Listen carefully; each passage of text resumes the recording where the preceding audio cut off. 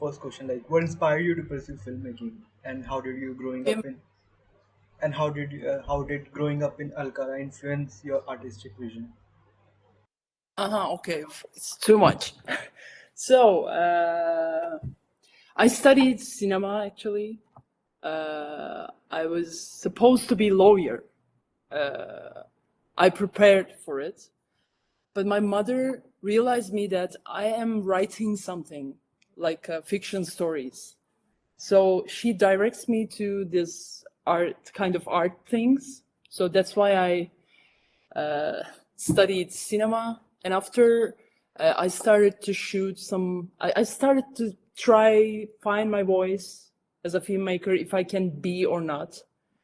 And when I was studying in university, I made maybe 7 short films or something. Three of them is bullshit almost. But in any case, I found something, and maybe end of the college, I read a lot of about Afghanistan. So something is like was calling me. It's like, so after my graduation, I immediately went to Afghanistan to find the stories, understand the world. Actually, Afghanistan shaped my vision as a filmmaker and as a human being. That's why I made 2 films about Afghanistan. Okay, great. So, like, what was your experience in like film school? Because there are a lot of aspiring filmmakers who want to go to film school, and they can learn filmmaking there. Yeah, okay. So for film school, I don't know, it helps, but not everyone. You are learning how to shoot, how to make film, but how to make cinema is something else. I learned it from the films, how to make cinema, not from the film school. Film school is just giving you just filmmaking, technique filmmaking. But for your vision, you need to read, you need to watch, you need to travel, everything. So basically, it's this. Okay, great. So, as you said, like, Afghanistan is really important. Like, you have also said, like, when I went to Afghanistan, I said I'm going to shoot a film here. So, can you Uh-huh. walk us through that exact moment? So, what inner thoughts or feelings spark such certainty to make a film?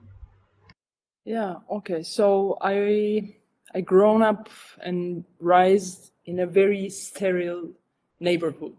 It's like mostly European, and I'm the only child of my family. So I need to understand the world. So maybe that's why I went to Afghanistan. And after Afghanistan, it's something really else, because it is the country that the first abandoned place actually of the world, and the first failed state, and still.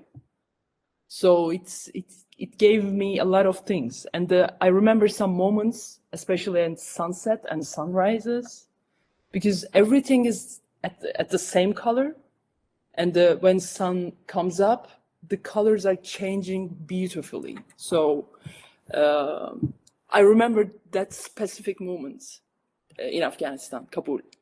Okay, great. So, you have mentioned that much of what happens to Azra in Dust is drawn from your own experiences. So, how did you Hmm. decide which real event to use as is and which to reshape for narrative impact? Okay, my family is also immigrants. They're coming from Bulgaria. So my mother telling us some stories about how they come here, blah blah. So I gathered some stories, because my cinema is like journalism, and some kind of documentary style. I'm always sticking with the realities in a cinematic way, of course. So she told us a lot of stories. So I actually applied to Afghan context. This is not real stories about Afghanistan, but I applied to Afghanistan. And when I travel in there, I shaped the story actually. But the second one is I gathered from the true stories that I've been through all my Afghanistan journey. Okay. And what was the most difficult challenge while making industry? Making film. What was it? It was, of course, it was too dangerous. And as a very, very young filmmaker, it's really hard to convince someone that come to Afghanistan to shoot my film. But somehow I convinced them. They are volunteer, actually. I was not pushy, and they also wanted to get this experience because it's one in a lifetime to go to Afghanistan and shooting films. So the hardest challenge for us, it is so rare to shoot a film in Afghanistan. So when they see the camera, they thought weapon or something. The crowds are always gathering around us. Sometimes it's really tricky because someone could hide something behind, like bomb or anything. It was really serious. So, and back then, Taliban was a terrorist group, not in the rule. So it was dangerous. It's the most challenging thing for me to gather some information about what is going on daily. Great. So let's talk about Cinema Jazireh. Yeah. Am I pronouncing it correct? Yeah. Jazireh. Jazireh.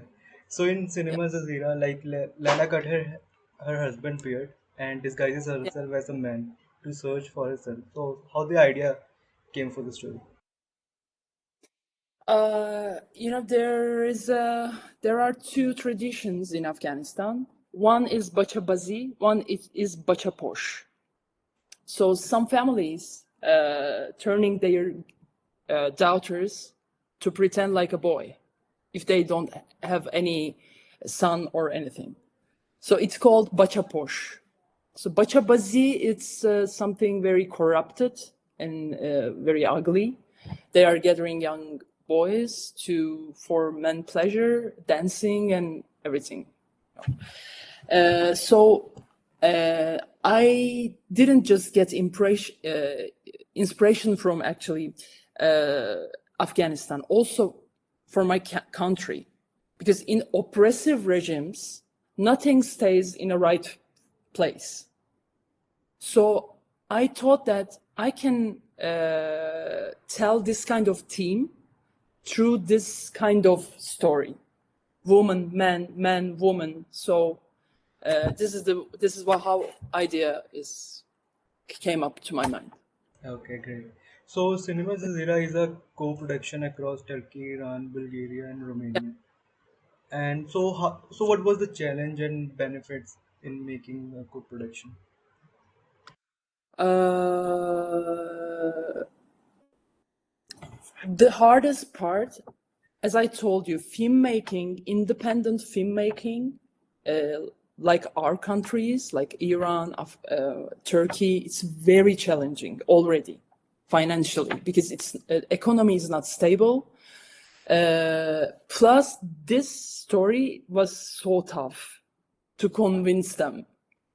So we went some pitching platforms, some markets, and immediately actually the story gathers a lot of interest because the matter of subject. So the first one come on the ship was Bulgaria, and after that, Svetla took the financial support from the government, her government. And after, it's like a chain, it took a lot of years, by the way, 4 years or 5 years. But also it helped me to develop the script. The advantage of making co-production is your story is always developing by the different eyes, different perspectives. But also very challenging because it takes a lot of time. So like from the initial idea to like completing the film, like your film will be shown in Carlo. So how much time it Karlovy. took? Uh, beginning to end, it's like 5 years or something. So Yeah, like yeah, it took 5 years, but it going to be shown in Crystal Globe competition at Karlovy. So first of all, yeah, congratulations. yeah. And Thank you, it's thank it's the only Turkish film. So you. Yeah, in the competition, so how does it feel to represent your country? it's a tricky question, but I'm gonna be political. Uh, you know, uh, it is of course it's good, but it's also this film is saying also about my country, like this, because it's getting oppressive. So I'm not feeling that I'm representing my country, but also I'm also proud of it, for sure.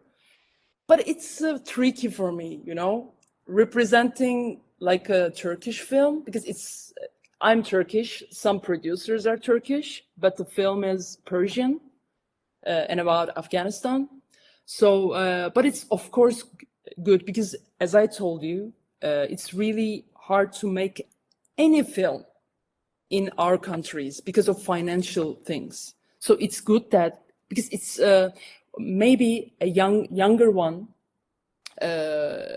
take the inspiration from me, for example. It's good for me. So yeah. So if anyone would watch the film Cinema to Zero, so like what do you want the audience will take away from the film? Okay, it's world is going crazy and we are having very dark times.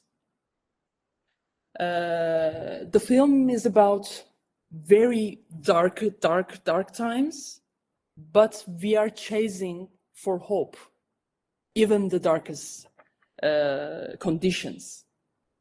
So I hope that audience can think about not the matter of subject, but how we feel in our lives.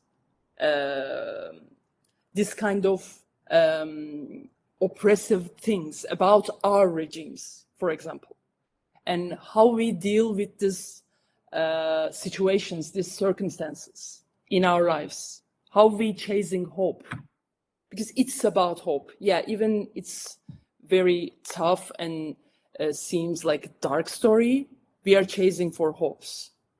So yeah. Great. So like can you recommend your favorite films and filmmakers in general, like which have really influenced you a lot? The first one, filmmaker, director, is Pedro Almodovar. I'm really fun girl of Pedro Almodovar. But others, I love really Italian cinema. Vito De Sica is my favorite. Also Kieślowski. And the last one is Fellini. So I can say Bicycle Thieves is my favorite film ever. But sometimes, depend on my psychology, it's changing, my favorite films. So for now, it's Bicycle Thieves. Okay, great. Okay, so last question is like there are a lot of Hispanic filmmakers all over the world. So if they want to become filmmaker, like what advice would you give to them, like from your journey? Uh, filmmaking, filmmaking, for me, filmmaking is a different thing. Making cinema is a different thing. So first thing that they should decide this. Because if you want to make a film, you can make films, a lot of films. But making cinema takes a lot of time, energy. You should read a lot, you should travel a lot, you should see the world a lot. But for a filmmaker, you can shoot any film, but finding stories and telling it cinematically is something else. So first thing that what I can recommend is decide what you want to do, film or cinema.